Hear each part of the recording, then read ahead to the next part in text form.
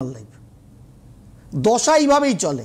এবার দেশের সাপেক্ষেও দশা থাকে, যেটা সবে ওই মঙ্গলের দশা 6th অথবা 9th, সফটওয়্যার অনুযায়ী আলাদা। সেদিনও আমি বলেছিলাম 5ই সেপ্টেম্বর, হোয়াট এভার ইট। 9 সেপ্টেম্বরই যদি ধরি, 7ই সেপ্টেম্বর গ্রহণ হয়েছে, 9 সেপ্টেম্বর মঙ্গলের দশা শুরু হয়েছে।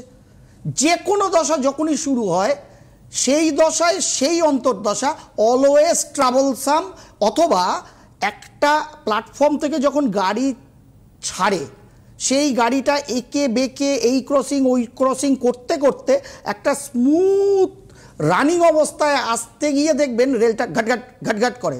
কারণ ছিল হয়তো 4 নম্বরে, ওটা সরতে সরতে 2-এ আসছে, তারপরে সরতে সরতে হয়তো চলে যাবে 1-এ বা 1-এর এতে, তখন দেখবেন ক্রসিং হয়, ঘাটঘাট ঘাটঘাট করে পুরো ট্রেনটা।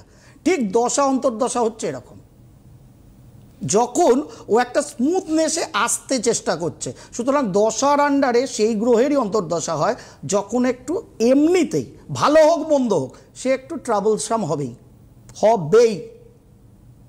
সেই দশা, সেই অন্তর্দশা মঙ্গলেরই সময়ে এখন ভারতবর্ষ চলছে। তার সঙ্গে পূর্ণগ্রাস চন্দ্রগ্রহণ ভারতবর্ষ থেকে দৃষ্ট হয়েছে, এবং ভারতবর্ষের লগ্ন রাশি সাপেক্ষে চতুর্থ, দশম, দ্বিতীয় এবং অষ্টম এই অ্যাক্সিসে গ্রহণটা হয়েছে, যেটা চরম খারাপ। তার ইলাবরেট অ্যানালিসিসেও